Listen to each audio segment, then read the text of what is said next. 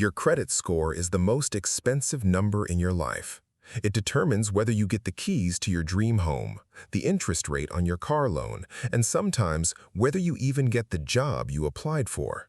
Most people treat their credit score like a mystery, a random number generated by some secret algorithm in a black box. They make mistakes, panic, and then make more mistakes trying to fix them. But here's the truth. The system isn't secret. It is a set of rules, and if you know the rules, you can beat the game. Stop thinking of your credit score as a grade you get in school. Think of it as a reputation. Lenders don't care about your potential, they only care about your history. They want to know one thing. If they lend you money, are you going to pay it back on time every single time? That is the entire foundation. If you want to stop hurting your score, you have to stop acting like a borrower and start acting like a partner to the bank. The biggest mistake I see, and the one that ruins the most people, is the missing payment trap. If you miss a payment by 30 days, you don't just pay a late fee, you potentially drop your score by double digits overnight. This is the single biggest factor in your FICO score. It accounts for 35% of your total rating. The worst part is that many people miss payments not because they are broke, but because they are disorganized. They have 5 cards, 3 loans, and 4 utility bills, and they forget one. Automate the minimum payment. I don't care how much money you make. Set every single credit account to auto-pay the minimum amount. Do this the day you open the account. You can pay the rest of the balance manually later, but that automatic minimum is your safety net. It protects your reputation even when you have a busy month. Now let's talk about the silent killer of credit scores, utilization. This is where most people get tripped up. Imagine you have a credit card with a $10,000 limit. You spend $9,000 on it and you pay it off in full at the end of the month. You think you're doing great, right? You're not paying interest, so you're winning. But the credit bureaus see you differently. They look at your balance on your statement date. If that statement says you owe $9,000, the bureaus report your utilization at 90%. To an automated system, it looks like you're desperate for cash. It looks like you're living on the edge of your limits. It doesn't matter that you paid it off. The report is already out, and your score takes a hit. The rule here is simple, but it requires discipline. Keep your utilization under 30% of your total limit at all times. If you have that $10,000 limit, never let your balance hit $3,000 on your statement date. If you need to spend more, pay the card down before the statement closes. It's a small shift in timing, but it has a massive impact on your score.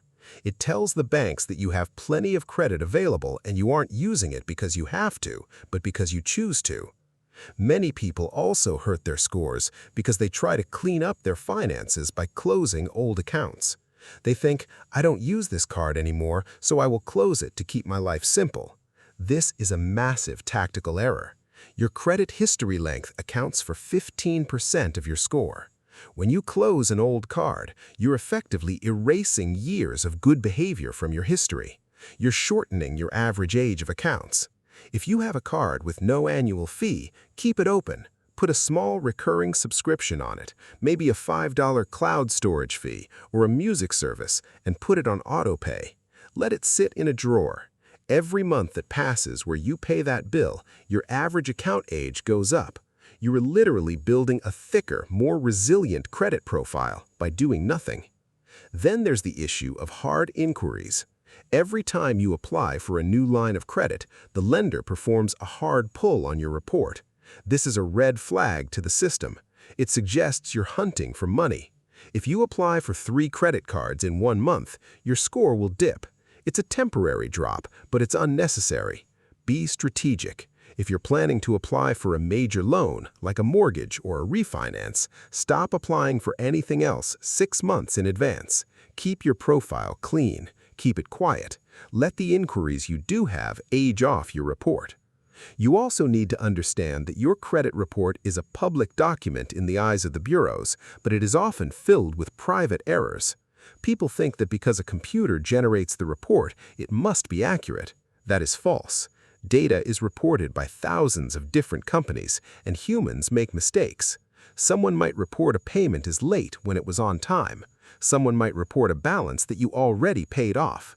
If you're not looking at your report, you're letting someone else dictate your financial reputation.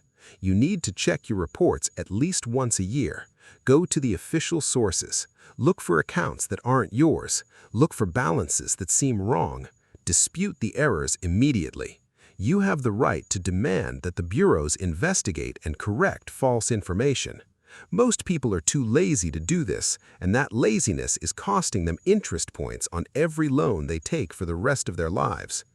Building a great credit score is not about being rich. It's not about having a high income. It's about being boring. It's about being predictable. The banks love predictable. They want to know exactly what you're going to do. When you make a plan and you stick to it month after month, year after year, your score will naturally rise. It's the result of thousands of small, disciplined actions.